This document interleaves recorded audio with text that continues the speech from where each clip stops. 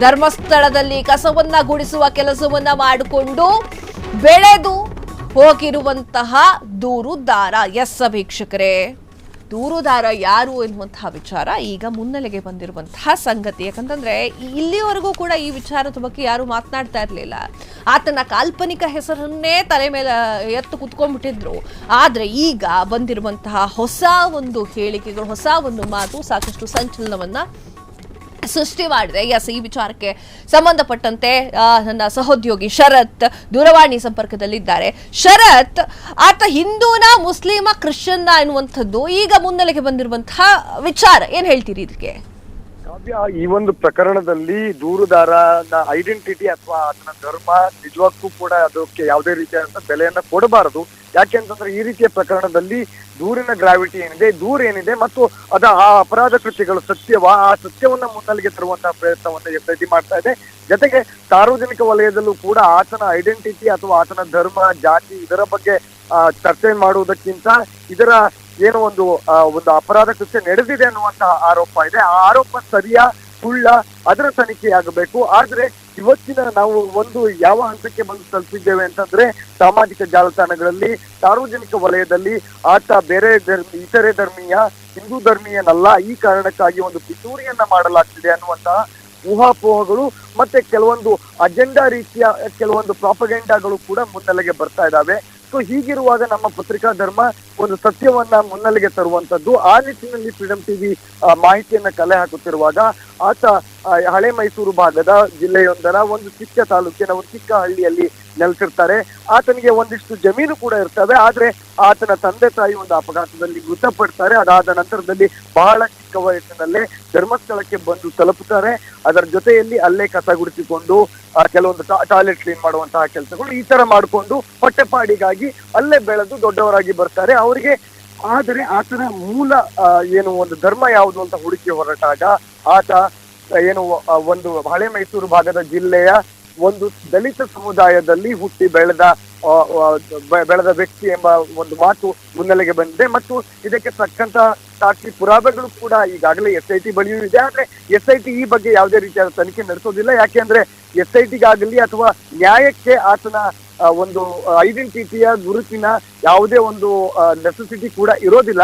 ಆದ್ರೆ ಈ ಒಂದು ನರೇಟಿವ್ ಏನು ಬಿಲ್ಡ್ ಆಗ್ತಾ ಇದೆ ಅಂದ್ರೆ ಬಿಜೆಪಿಯ ಲೀಡರ್ ಆಫ್ ಅಪೋಸಿಷನ್ ಆಗಿರುವಂತಹ ಅಶೋಕ್ ಅವರು ಒಂದು ಆರೋಪವನ್ನ ಮಾಡಿದ್ರು. ಅವರು ಮುಸ್ಲಿಂ ಧರ್ಮದವರು, ಈ ಕಾರಣಕ್ಕಾಗಿ ಒಂದು ಹಿಂದೂ ಧರ್ಮದ ದೇವಸ್ಥಾನದ ಮೇಲೆ ಈ ರೀತಿಯಾದಂತಹ ಒಂದು ಪಿತೂರಿಯನ್ನು ನಡೆಸಲಾಗ್ತಾ ಇದೆ ಅಂತ ಒಂದು ಆರೋಪವನ್ನ ಮಾಡಿದ್ರು. ಅದೇ ರೀತಿಯಲ್ಲಿ ಹಲವು ವ್ಯಕ್ತಿಗಳು ಕೂಡ, ಹಲವು ಪ್ರಭಾವಿಗಳು ಕೂಡ ಆತ ಕ್ರಿಶ್ಚಿಯನ್ ಸಮುದಾಯದವರು, ಈ ಕಾರಣಕ್ಕಾಗಿ ಎನ್ನುವಂತಹ ಆರೋಪಗಳು ಕೇಳಿ ಬರ್ತಾ ಇದ್ದಾವೆ.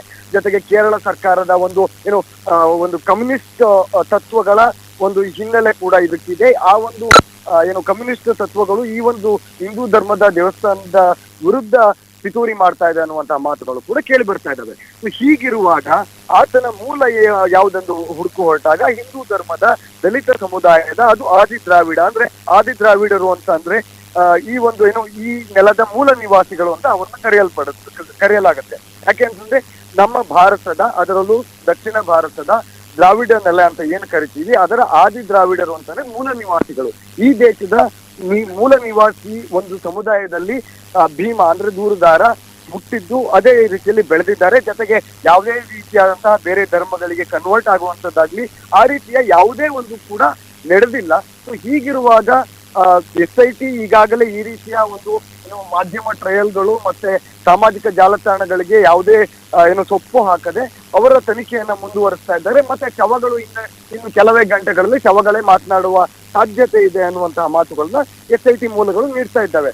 ಹೀಗಿರುವಾಗ ಆತನ ಧರ್ಮವನ್ನ ಮುನ್ನೆಲೆಗೆ ತಂದು ಒಂದು ಬೇರೆ ರೀತಿಯಾದಂತಹ ಜನಾಂಗೀಯ ಒಂದು ಸಂಘರ್ಷಕ್ಕೆ ಈ ಒಂದು ಪ್ರಕರಣವನ್ನ ಮುನ್ನೆಲೆಗೆ ತರುವಂತಹ ಪ್ರಯತ್ನಗಳು ನಡೀತಾ ಇದ್ದಾಗ ಆತನ ನಿಜವಾದ ಐಡೆಂಟಿಟಿ ಯಾವುದು ಅನ್ನೋದನ್ನ ಫ್ರೀಡಮ್ ಟಿವಿ ಬಿಚ್ಚಿಟ್ಟಿದೆ. ಆದ್ರೆ ಇದು ಈ ಒಂದು ಇನ್ಫ್ಲೂಯೆನ್ಸಿಯಲ್ ಆಗಿರುವಂತಹ ಒಂದು ಪ್ರೊಪಗೆಂಡ ಬರ್ತಾ ಇರುವ ಕಾರಣಕ್ಕಾಗಿ ಈ ಒಂದು ಅಂಶವನ್ನ ನಾವು ಆಚೆ ಹಾಕ್ತಾ ಇದ್ದೀವಿ. ಹೊರತುಪಡಿಸಿದ್ರೆ ಇದರಲ್ಲಿ ಯಾವುದೇ ಒಂದು ಧರ್ಮದ ಹುಡುಕಾಟವಾಗ್ಲಿ ಜಾತಿಯ ಹುಡುಕಾಟವಾಗ್ಲಿ ಇಲ್ಲ.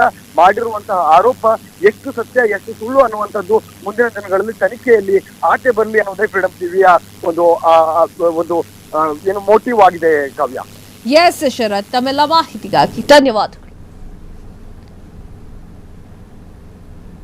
ಆತ ಹೇಳಿದ್ದು ಸರಿಯೋ ತಪ್ಪೋ ಅದಿಷ್ಟೇ ಬೇಕಾಗಿರೋದು. ಆತ ತೋರಿಸಿಕೊಟ್ಟಿರುವಂತಹ ಸ್ಥಳಗಳಲ್ಲಿ ಹೆಣಗಳ ಅವಶೇಷವಿದೆಯಾ ಇಲ್ವಾ ಅನ್ನೋದೇ ಸದ್ಯಕ್ಕೆ ಬೇಕಾಗಿರುವಂತಹ ಸತ್ಯ. ಅದು ಬಿಟ್ಟು ದೂರುದಾರ ಹಿಂದೂ ಆಗಿ ಬೇರೆ ಯಾವ್ದಾದ್ರು ಧರ್ಮಕ್ಕೆ ಕನ್ವರ್ಟ್ ಆಗಿದ್ನೋ ಅಥವಾ ಅವನ ಮೂಲ ಏನು ಅದೆಲ್ಲ SIT ತನಿಖೆ ಮಾಡಿರುತ್ತೆ. SIT ತನಿಖೆ ಇದೆಲ್ಲವನ್ನೂ ಕೂಡ ಮಾಡಿರುತ್ತೆ.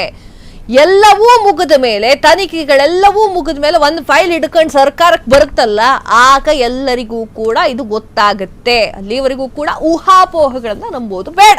ಕ್ಷಣ ಕ್ಷಣದ ಸುದ್ದಿಗಳಿಗಾಗಿ ಫ್ರೀಡಂ ಟಿವಿ ಸಬ್ಸ್ಕ್ರೈಬ್ ಮಾಡಿ, ಲೈಕ್ ಮಾಡಿ ಹಾಗೂ ಫಾಲೋ ಮಾಡಿ. ಹೊಸ ಸುದ್ದಿಗಳ ನೋಟಿಫಿಕೇಶನ್ಗಾಗಿ ಬೆಲ್ ಐಕಾನ್ ಮೇಲೆ ಕ್ಲಿಕ್ ಮಾಡಿ.